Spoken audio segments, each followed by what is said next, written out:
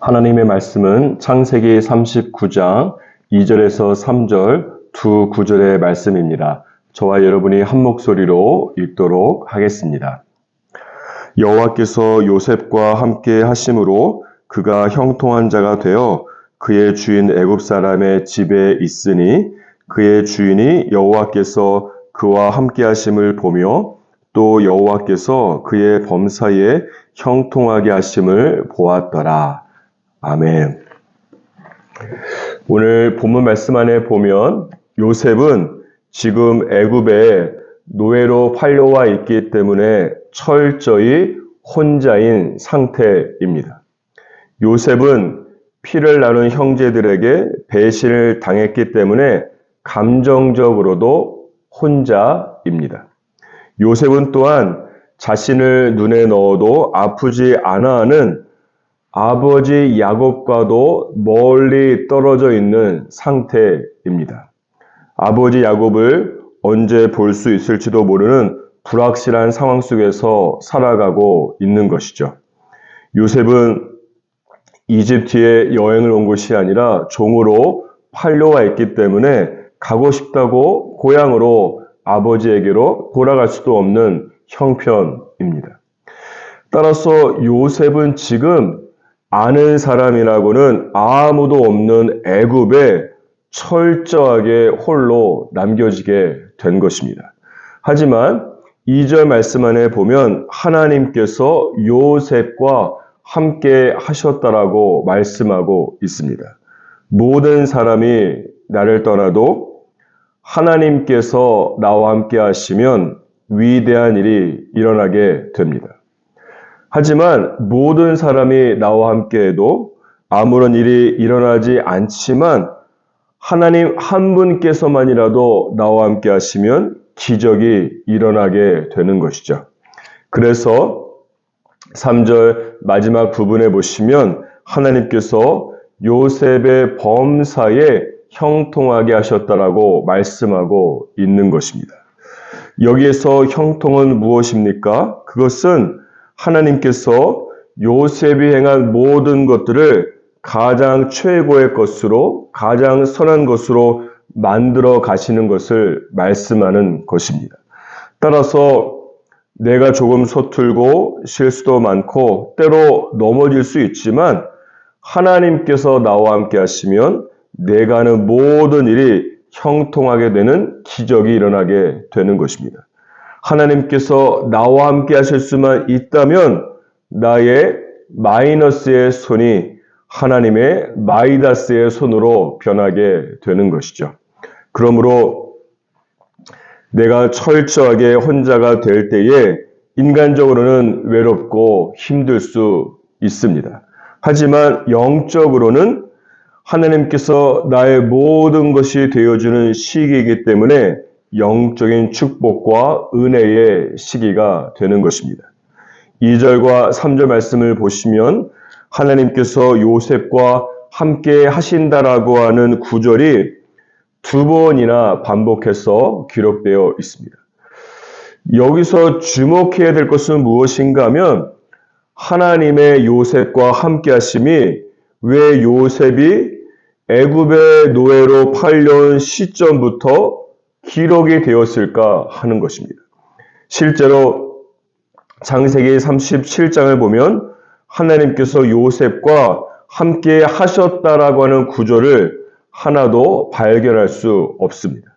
그렇다고 오늘 본문 말씀 2절과 3절에 나오는 하나님의 함께 하심을 문자 그대로 해석해서 하나님께서 과거에는 이전에는 요셉과 함께 하지 않으시고 요셉이 애굽에 왔을 때부터 하나님께서 함께 하신 것으로 생각하면 안 되는 것이죠. 왜냐하면 마태복음 1장 23절 말씀 안에 보면 하나님께서 우리와 함께 하신다라고 말씀하고 있고 또한 마태복음 28장 20절 말씀 안에 보면 하나님께서는 내가 세상 끝날까지 너희와 항상 함께 할 것이라고 말씀하고 있기 때문에 그런 것입니다.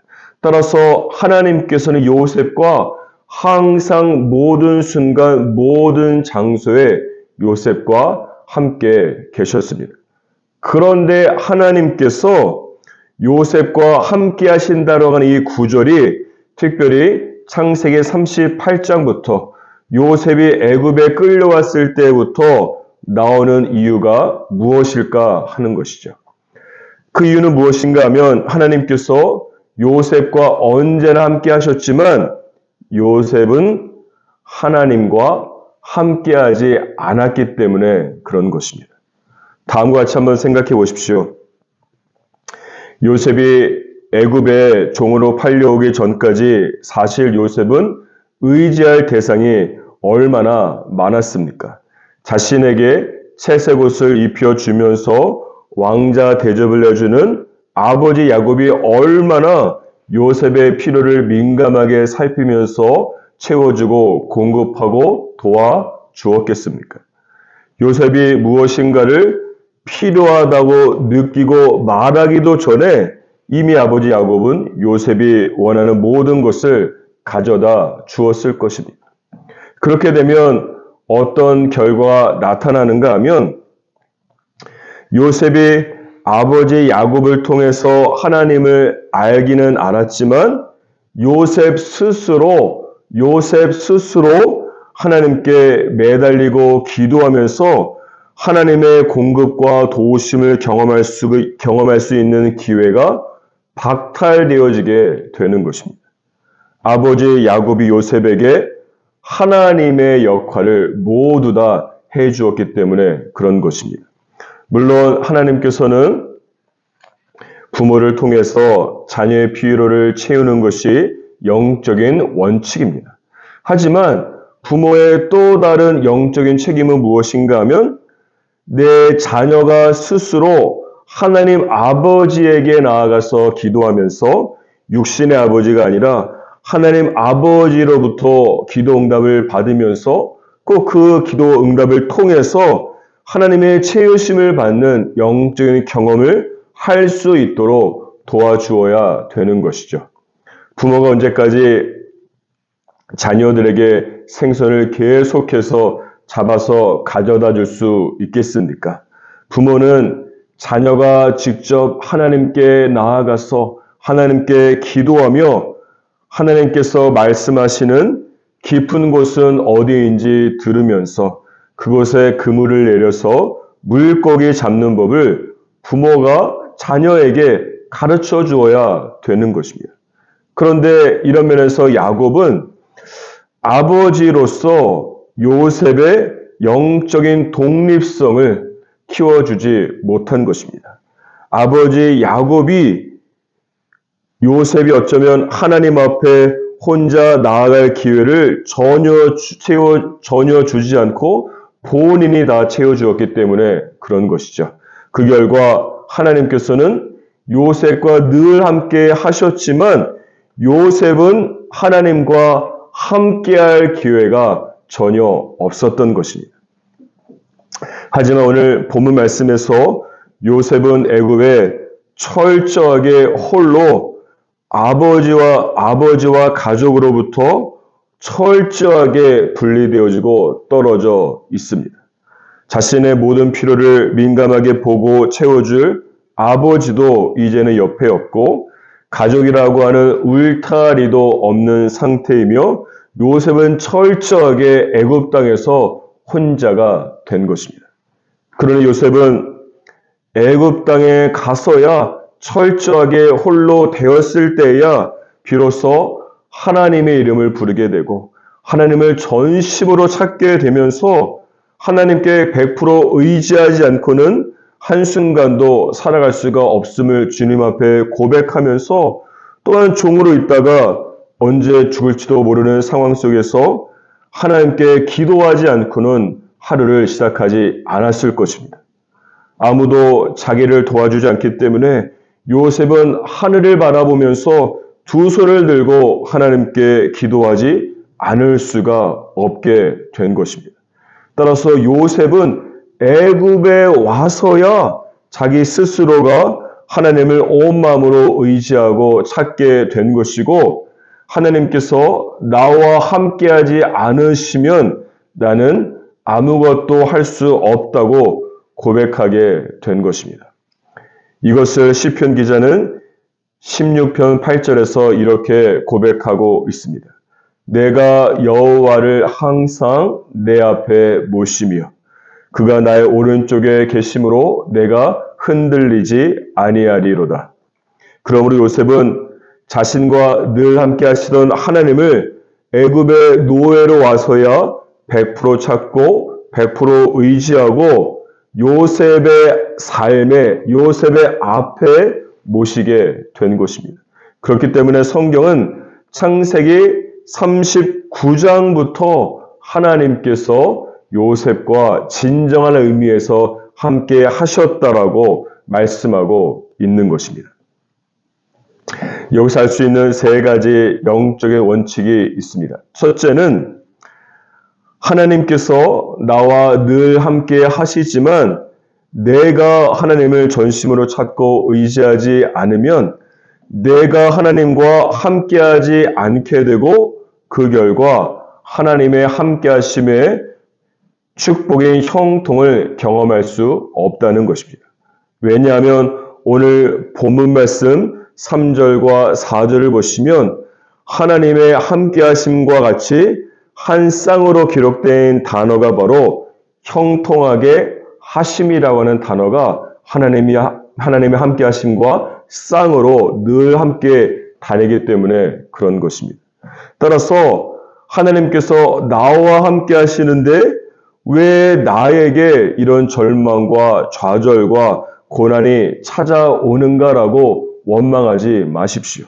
하나님께서 나에게 형통함을 주시기 위해서 나와 늘 함께 하시는데 내가 그 하나님과 함께하지 않았기 때문에 나에게 어려움과 고난과 절망이 찾아온 것일 수 있다라고 하는 것이죠. 하나님은 언제 어디서나 나를 축복하고 형통하게 하실 준비가 되어 있습니다. 문제는 내가 그 하나님께 나아가야만 되는 것입니다. 마태복음 11장 12절 말씀 안에 보니까 천국은 침노하는 자의 것이라고 말씀하고 있고 히브리서 11장 6절 말씀에도 누구에게 하나님께서 상을 주신다라고 명시적으로 말씀하고 있습니까? 믿음을 가지고 하나님께 나아가는 자에게 하나님께서 상을 주신다라고 말씀하고 있습니다. 또한 야고보서 4장 8절 말씀에도 보면 하나님을 먼저 가까이 하는 사람에게 하나님께서 가까이 하신다라고 말씀하고 있습니다. 요셉의 인생을 두 부분으로 나누자면 그 분기점은 바로 창세기 39장이라고 할 수가 있겠습니다. 요셉이 자신과 함께하는 하나님과 진정한 의미에서 함께할 때에 하나님께서 요셉의 인생을 형통하게 하셨기 때문에 그런 것입니다. 여기서 배울 수 있는 두 번째 메시지는 무엇인가 하면 하나님께서 늘 나와 함께 계시지만 내 인생에 하나님을 대신하는 수많은 대상들과 내가 의지하는 하나님의 모조품들이 인생 가운데에 많을 때에 내가 하나님과 함께하지 않는다라고 하는 것이죠. 요셉에게는 아버지 야곱이 하나님의 역할을 해 주었기 때문에 이런 면에서 요셉이 하나님 아버지를 만나는데 야곱에게 가장 큰 장애물이 된 것일 수 있는 것입니다.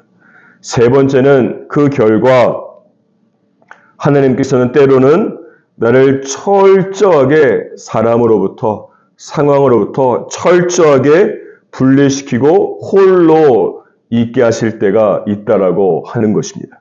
이때는 하나님께서 진정한 의미에서 나와 함께 계시려고 하시는 것입니다. 하나님께서 홀로 나의 도움과 홀로 나의 힘과 홀로 나의 능력이 되어주시기를 원하시는 것입니다. 하나님께서는 내가 책으로 배운 모든 것을 이제는 실전에서 나에게 직접 가르치시는 시기입니다. 내가 홀로 있을 때에만 하나님께 부르짖어 기도해야 정말로 기도가 무엇인지 기도하면서 배울 수가 있게 되고, 내가 홀로 있어서 아무도 조언해 주지 않을 때 기묘라 모사이신 성령 하나님 앞에 나아가서 하나님의 조언과 위로를 듣기 위해서 하나님 앞에 기다리고 기다리는 영적인 기다림과 하나님의 조언을 들을 수 있는 주님의 음성 듣는 법을 배울 수 있기 때문에 그런 것입니다. 제 믿음의 여정을 보아도 그렇습니다. 저의 믿음이 크게 성장한 때는 언제인가 하면 미국으로 유학을 갔을 때입니다. 한국이야 집 밖에 나가면 내가 필요로 하는 모든 것들이 이 100m 안에 모든 것들이 있죠. 언제든지 전화하면 나를 도와줄 수 있는 부모님과 친구들이 있고, 내가 힘들고 어려울 때 위로받기 위해서 갈 수 있는 수많은 장소들이 한국에는 넘치고 넘쳤습니다. 하지만 미국에 가니까 아무리 동서남북을 보아도 저를 도와줄 사람은 전혀 보이지 않고, 무엇인가 재정적 도움이 필요하면 전화를 걸 수 있는 부모님이나 친구들이 이역만리 떨어져 있어서 홀로 있는 것과 마찬가지고, 제가 홀로 짧은 영어로 사람들과 직접 부딪혀가면서 생활을 해야 되기 때문에 하나님께 하루도 부르짖지 않고는 살아갈 수가 없는 것입니다. 유학 가기 전에 몇십 년 동안 내가 경험했던 하나님보다 유학생활 5년 동안 내가 보고 만지고 들었던 하나님에 대한 경험이 몇 배나 많고 몇 배나 깊고 심오하다고 고백할 수 있습니다. 이때 신학 공부도 신학 공부였지만 하나님께서는 저를 철저하게 홀로 외딴 섬과 같은 환경 속에 철저하게 홀로 두시면서 미국 생활 속에서 실전으로 성령 하나님께서 교사가 되셔서 나의 영성을 가르친 시기라고 할 수가 있겠습니다. 그러므로 하나님께서 저와 여러분을 홀로 두시면서 어떤 사람이나 무엇으로도 도움을 받지 못하게 하시는 이유는 무엇입니까? 여러분 인생 속에서 내가 그동안 붙잡았던 하나님의 모든 모조품들을 제거하고 내가 홀로 있을 때에 하나님만 100% 의지하고 기도로 하나님께만 부르짖게 되면서 영적으로 업그레이드 되고 하나님께서 저와 여러분과 진정으로 함께 하시면서 형통하게 하시기 위함인 것을 믿으시기 바랍니다. 사랑하는 여러분, 하나님은 나와 늘 함께 하십니다. 문제는 저와 여러분입니다. 저와 여러분은 다윗과 같이 고백하는 것이 중요합니다. 내가 여호와를 항상 내 앞에 모시며 그가 내 우편에 계심으로 내가 흔들리지 아니하리로다. 하나님의 나와 함께 하심에 내가 하나님과 함께 함으로 진정한 형통이 저와 여러분의 모든 인생 가운데 넘쳐나기를 주님의 이름으로 축복합니다.